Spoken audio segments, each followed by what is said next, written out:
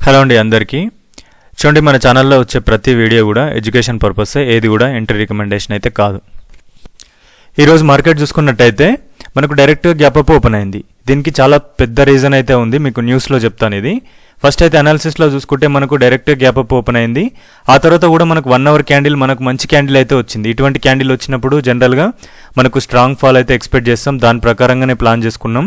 ఇక్కడ నేను selling entry plan చేసుకున్నా. ఇక్కడ స్ట్రాంగెస్ట్ రెసిస్టెన్సీ అవుతుంది. ఇక్కడ మనకు మంచి మొమెంటం ఫాల్ వచ్చింది.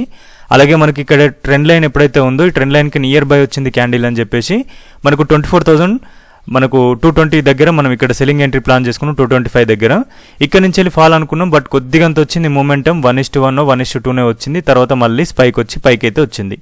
ఆ తర్వాత కూడా మనకి ఇంకొక క్యాండిల్ ఎంట్రీ కూడా వచ్చింది. బట్ ఇక్కడ మీకు ఎటువంటి పోస్ట్ అయితే చేయలేదు, ఎందుకంటే ఇది ఆల్రెడీ పెద్ద మొమెంటం కనపడట్లేదు. అందుకనే మీకు ఏం పోస్ట్ చేయలేదు. ఈ ట్రెండ్ లైన్ బ్రేక్అవుట్ చేసింది కదా. బ్రేక్అవుట్ చేసిన క్యాండిల్ తర్వాత మనకు ఖచ్చితంగా మనకు 1 అవర్ క్యాండిల్లో స్ట్రాంగ్ ఉంటే ఇక్కడ సెల్లింగ్ ఎంట్రీ ప్లాన్ చేసుకుంటాం నియర్ బై స్టాప్ లాస్ పెట్టుకొని. బట్ ఇక్కడ ఎందుకంటే మొమెంటం లేదు, ఆల్రెడీ మనకి క్యాండిల్ వచ్చిన తర్వాత మొమెంటం ఉంటే చాలా పెద్ద మొమెంటం అప్ సైడ్ కూడా ఉండాలి, లేదంటే మీకు డౌన్ సైడ్ కూడా చాలా పెద్ద మొమెంటం ఉండాలి. ఇటువంటి క్యాండిల్ వచ్చిందంటే మనకు మంచి మొమెంటం దొరకాలి.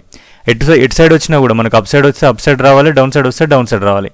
బట్ ఇది చివరాకర్లోనైతే రావద్దు, ఎందుకంటే ఈ క్యాండిల్ వచ్చినాక ఈ 2 క్యాండిల్ సస్టైన్ అయినప్పుడే ఓకే ఇక్కడ మనకు మొమెంటం తక్కువగా ఉంది. ఒకవేళ బ్రేక్అవుట్ అయినా కూడా పెద్ద మూమెంట్ రాకపోవచ్చు అనుకున్నాను. ఓకే, మనకి ఇది ఇట్లా అయితే అయిపోయింది ఈ రోజుకి.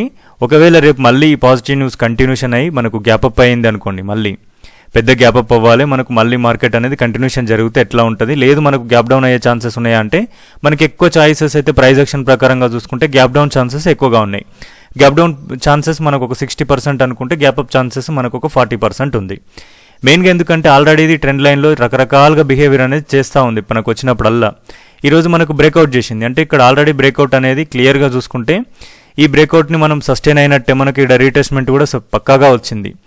ఇది మనకు కరెక్ట్గా మనకు రేపటి పొజిషన్కి క్యారీ చేసుకోవడానికి కానీ మంచి మూమెంటం రేపు రావడానికి కానీ అవకాశం ఉన్నట్టుగా క్లియర్గా కనబడుతుంది. ఎప్పుడైనా మనం ప్రైస్ యాక్షన్ ప్రకారంగా చూసుకుంటే మనకు క్లియర్గా కనబడుతుంది అంటే అది మనకు నెగిటివ్ అయ్యే ఛాన్సెస్ కూడా మనకు చాలా హెవీగా ఉంటాయి. ప్రైస్ యాక్షన్లో పక్కగా ఉంటే 70% ఫెయిల్ అయ్యే ఛాన్సెస్ ఉంటుంది, 30% మాత్రమే హిట్ అయ్యే ఛాన్సెస్ ఉంటుంది. ఏది కూడా మనకు 100% అని ఏది ఉండదు. బట్ మనకు కొంచెం పక్కాగా క్లారిటీ కనిపించినప్పుడే మనం ఎక్కువ వరకు ట్రాప్లో పడతాం. బిగినర్స్ని ట్రాప్ చేయాలంటే ఇంతమంది ప్రైస్ యాక్షన్ అనేది క్రియేట్ అవ్వాలి. ఇంత పెద్ద బుల్లిష్ మార్కెట్లో మనకు ఒక్కరికి కూడా ఏమీ దొరకకుండా వెళ్ళిపోయింది. బట్ ఇక్కడ కూడా ప్రైస్ యాక్షనే చేసింది కానీ మూమెంటం లేదు. న్యూస్ చూసుకుంటే పాజిటివ్, బట్ మార్కెట్ చూసుకుంటే పెద్ద మూమెంటం లేదు. అంతా కూడా మనకు మార్కెట్లో ఎప్పుడైనా కూడా మార్కెట్ అవర్స్లో పెద్దగా న్యూస్లు ఏమీ రావు. నైట్ టైంలో మెయిన్ న్యూస్లు వస్తాయి. మార్కెట్ గ్యాప్ అప్ గ్యాప్ డౌన్లో పోతుంది. మిగతా మార్కెట్ అంతా అక్కడక్కడ ఉంటుంది. ఆ మార్కెట్లో బిగినర్స్ని అంతా చంపేస్తుంటుంది. మెయిన్ పాయింట్ ఏంటంటే మార్కెట్లో ట్రెండ్ అనేది చాలా తక్కువ సందర్భాలలో ఉంటుంది. దాన్ని పట్టుకోవడం అనేది చాలా చాలా వరకు కష్టంగా ఉంటుంది. ఎప్పుడో ఒకసారి మనకు దొరుకుతుంది. బట్ మనకి ఎప్పుడు కూడా 1:1 1:2 అనేది పాసిబిలిటీస్ ఉంటాయి. దాని ప్రకారంగానే ప్లాన్ చేసుకోవాలి.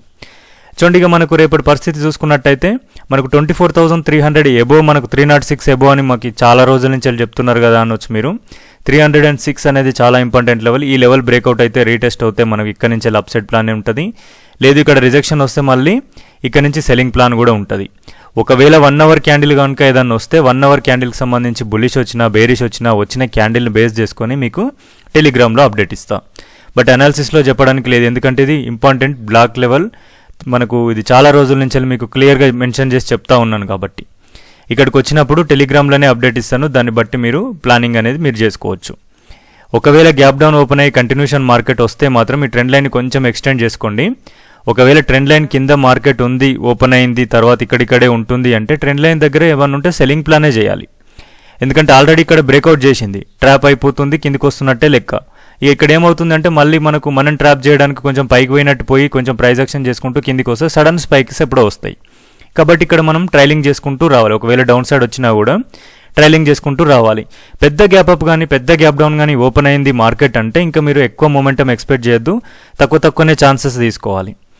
మనం చిన్న ట్రేడ్స్ చేసుకొని 10-20 పాయింట్స్తో బయటపడే ప్లానింగ్ అనేది చేసుకోవాలి. మనకు ఫ్లాట్గా ఓపెన్ అయ్యి మంచిగా న్యూస్లు ఏమన్నా ఉంటే మొమెంటం ఉంటే దొరుకుతుంది. ఓకేనా, ఇది నిఫ్టీ.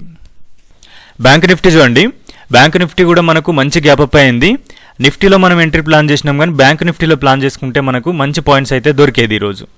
బట్ మనం చాలా రోజుల నుంచి వెళ్ళి మనం మాట్లాడుకుంటుంది ఏంటంటే బ్యాంక్ నిఫ్టీలో మనకు అప్ సైడ్కి మనకు మూమెంటం ఎక్కువగా ఉంటుంది, డౌన్ సైడ్కి మూమెంటం తక్కువగా ఉంటుందని చెప్పేసి దీంట్లో ఎక్కువ ప్లాన్ చేయట్లేదు. ఇది డౌన్ సైడ్ ఎంట్రీలు. ఇక్కడ చూడండి మనకి క్యాండిల్లో మనం ఎంట్రీ ప్లాన్ చేసుకుంటే 1 అవర్ క్యాండిల్ చిన్న స్టాప్ లాస్ పైన ఉన్నా కూడా మనకు డైరెక్ట్గా మనకు టార్గెట్ వరకు అయితే ఈజీగా వచ్చేసింది. బట్ ఇది చాలా తక్కువ సందర్భాలలో వస్తుంది. బట్ ఇక్కడ మీకు ఎంట్రీ వచ్చిందని చెప్తున్నాను, తీసుకునేది అయితే కాదు. దీంట్లో ఇక్కడ మనకి ఇటువంటి ఎంట్రీస్ అయితే ఉంటాయి. దీనికి సంబంధించిన 1 అవర్ క్యాండిల్కి సంబంధించిన వీడియోస్ మన ఛానల్లో ఉన్నాయి, చూడండి. మనకు మెయిన్గా చూసుకుంటే రేపటికి మనకు 57,780 అనేది చాలా ఇంపార్టెంట్ లెవెల్. ఈ లెవెల్లో మనకు మంచి రీట్రేస్మెంట్ దొరికితే ఇక్కడ నుంచి వెళ్ళి మనం దీంట్లో అప్సైడ్కి అయితే ప్లాన్ చేసుకోవచ్చు. లేదు మనకు మళ్ళీ ఫ్లాట్ ఓపెన్ అయ్యి బ్రేక్అవుట్ అయితే కూడా మనకు 57,500 దగ్గర మనకి ఇక్కడ ఒక ట్రెండ్ లైన్ ఉంది చూడండి. దీన్ని కొంచెం ఎక్స్టెండ్ చేయండి. దీని ఎబో మనకు బ్రేక్అవుట్ వస్తే మనకు మంచిగా ఉంటుంది ఇక్కడ నుంచి వెళ్ళి. లేదంటే ఇక్కడ నియర్ బై వచ్చినా కూడా మళ్ళీ ఇది రెసిస్టెన్స్గా పనిచేస్తుంది. మీకు దీనికి కూడా ఒక లైన్ గీసుకోండి, ఎందుకంటే ఇక్కడ కూడా మనకు రెసిస్టెన్స్ ఫామ్ చేసింది కదా. ఏదన్నా ఒకటి బ్రేక్అవుట్ అయ్యి రీటెస్ట్ అవుతే మనకు మంచిగా ఉంటుంది. లేదు మళ్ళీ గ్యాప్ డౌన్ ఓపెన్ అయ్యి మళ్ళీ ఫాల్ కంటిన్యూషన్ జరిగింది అంటే దీంట్లో ఫాల్ మాత్రం ఎక్కువ ట్రేడ్ చేయొద్దు. ఏమన్నా ఉంటే మీకు పోస్ట్ చేస్తాను. రేపటి నుంచి వెళ్ళి మీకు బ్యాంక్ నిఫ్టీలో అప్డేట్స్ కావాలని ఎవరు అడగట్లేదు, అందుకనే నేను కూడా ఏమి ఇవ్వట్లేదు. సెన్సెక్స్లో అడుగుతున్నారు, దానికి సంబంధించి అప్పుడప్పుడు అప్డేట్ పెట్టదాం అనుకుంటున్నా కానీ టైంకు యాక్టివ్గా చూడలేకపోతున్నాను. సెన్సెక్స్ చూడండి, సెన్సెక్స్లో కూడా మూమెంటం అంతా కూడా గ్యాప్ అప్లోనే పోయింది. ఇది మనకు పెద్ద మూమెంటం రాలేదు, మనకు రిజెక్షన్ క్యాండిల్ వచ్చినా కూడా మళ్ళీ రిటర్న్ పైకి వెళ్ళిపోయింది. మనకి ఇది కూడా ట్రెండ్ లైన్ బ్రేక్అవుట్ అయ్యి అవ్వనట్టుగా ఉంది. ఇది మనకు పెద్ద మూమెంటం బ్రేక్అవుట్ లాగా అయితే లేదు, జస్ట్ దాన్ని టచ్ చేసి చిన్నగా బ్రేక్అవుట్ చేసి క్లోజ్ అయింది అంతే. దీంట్లో మనము పెద్దగా ట్రేడ్స్ అయితే రాలేదు. ఇదంతా కూడా పెద్ద కన్సల్టేషన్ జోను. ఒకవేళ రేపు మనం దీంట్లో ప్లాన్ చేయాలనుకుంటే ఈ రోజు మన మార్కెట్ ఏదైతే ఉందో ఈ మార్కెట్ ఎబో మనకు అప్ సైడ్కు ప్లాన్ చేసుకోవాలి, బిలో మనం డౌన్ సైడ్కి ప్లాన్ చేసుకోవాలి. ఈ మధ్యలో మాత్రం ఎటువంటి ప్లాన్ చేయొద్దు. ఇక్కడ ఏ ట్రేడ్స్ చేయకుండా ఉండడమే మంచిది.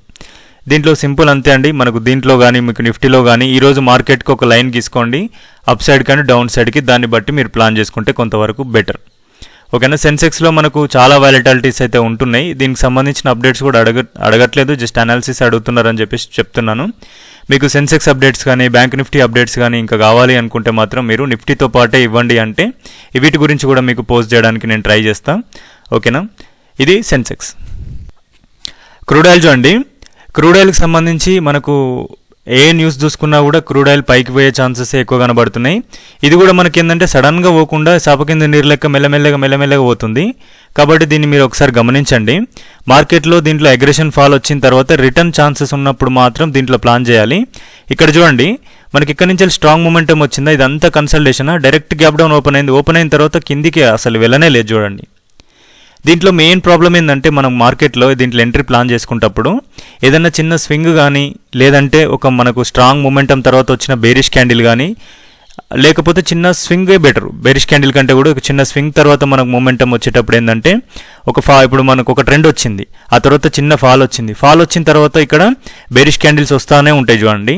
వచ్చిన తర్వాత ఇక్కడ సడన్గా ఒక బులిష్ క్యాండిల్ వస్తుంది. ఈ బులిష్ క్యాండిల్ని మళ్ళీ ఎప్పుడైతే క్రాస్ అవుతుందో, మళ్ళీ ఓపెన్ అయిన క్యాండిల్ తర్వాత వచ్చి మళ్ళీ ఎప్పుడైతే ఈ బులిష్ క్యాండిల్ని క్రాస్ అవుతుందో అప్పుడు మనం ఎంట్రీ ప్లాన్ చేయాలి. లేదంటే మనకి ఎక్కడైతే సడన్గా బేరిష్ మూమెంటమ్స్ వస్తున్నాయి కదా, ఈ బేరిష్ క్యాండిల్లో చివరి క్యాండిల్ ఏదైతే ఉంటుందో దాన్ని క్రాస్ చేసిన క్యాండిల్ ఏదైతే ఉంటుందో దాంట్లో ప్లాన్ చేయాలి. ఈ రెండిట్లో ఎట్లా ప్లాన్ చేసుకున్నా కూడా కొంతవరకు బెటర్. లేదంటే సడన్గా మరీ సింగిల్ ట్రెండ్ మార్కెట్లో ఉన్నప్పుడు డైరెక్ట్ బులిష్ క్యాండిల్ల మీద ఎంటర్ అవ్వకండి. ఏదన్నా ఒక బేరిష్ క్యాండిల్ వస్తుంది కదా, బేరిష్ క్యాండిల్ని హై క్రాస్ అయ్యేటప్పుడు ఎంటర్ అవ్వండి. ఆ క్యాండిల్ కింద స్టాప్ లాస్ మెయింటైన్ చేయండి. దాంట్లో అయితే మనకు పర్ఫెక్ట్గా పాసిబిలిటీస్ ఉంటాయి. దీంట్లో కూడా చూడండి మనకి ఇదంతా బులిష్ ట్రెండ్లో కూడా సరే ఇక్కడ మనం మిస్ అయినా కూడా దీన్ని బ్రేక్అవుట్ చేసినప్పుడు ఎంట్రీ ప్లాన్ చేసుకోవచ్చు. లేదు అనుకుంటే ఇక్కడ ఒక బేరిష్ వచ్చింది చూడండి. ఇప్పుడు ప్రస్తుతానికి మార్కెట్ ఇక్కడ నడుస్తుంది, ఇక్కడ మనకు పోతున్న మార్కెట్లో ఎంటర్ అవ్వలేం. ఇప్పుడు మనకు దీన్ని బ్రేక్ చేసినప్పుడు దీని దగ్గర ప్లాన్ చేసుకోవచ్చు. ఇప్పుడు రీటెస్ట్ అవుతుంది కదా, రీటెస్ట్లో ఇక్కడ చిన్న స్టాప్ లాస్ ఈ క్యాండిల్ కింద స్టాప్ లాస్ మెయింటైన్ చేసుకొని మనం ఇక్కడ కూడా ప్లాన్ చేసుకోవచ్చు. లేదు మనకు మళ్ళీ ఇంకా కన్ఫర్మేషన్ కావాలంటే ఇక్కడ ఒక లెవెల్ ఉంది, ఇక్కడ ఒక బేరిష్ క్యాండిల్ ఉంది, ఈ రెండింటిని బ్రేక్ చేసినాక మళ్ళీ రీటెస్ట్లో ప్లాన్ చేసుకోవచ్చు. దాని ప్రకారంగా ప్లాన్ చేయండి. చిన్న ట్రేడ్సే ప్లాన్ చేయాలి. దీంట్లో minimum stop loss 5 to 10 maintain చేస్తూ దీంట్లో ఆప్షన్ సెల్లింగ్ చేయడానికి ఛాన్సెస్ చాలా హెవీగా ఉన్నాయి. మనకు ప్రైస్ అనేది చాలా హెవీగా అడుగుతాడు కాబట్టి మ్యాక్సిమం బయింగే చేస్తారు. దీంట్లో చాలా కేర్ఫుల్గా ఉండాలి. ఆప్షన్ బయింగ్ అంటేనే చాలా వరకు రిస్క్. కాబట్టి ఆ రిస్క్ను అఫోర్డ్ చేసుకునే వాళ్ళు కన్వీనియంట్గా ఏదైనా స్టాప్ లాస్ మెయింటైన్ చేసుకోగలుగుతాం అనుకున్న వాళ్ళే మీరు ప్లానింగ్ అనేది చేసుకోండి. ఓకేనా. ఈ వీడియోలో మాత్రం ఇంతే అండి. మీకు నచ్చినట్టయితే మాత్రం ఒక లైక్ చేయండి, వీలైతే షేర్ చేయండి. కొత్త వాళ్ళైతే సబ్స్క్రైబ్ చేయడం మాత్రం మర్చిపోవద్దు. థ్యాంక్ యూ అండి. Thank you so much.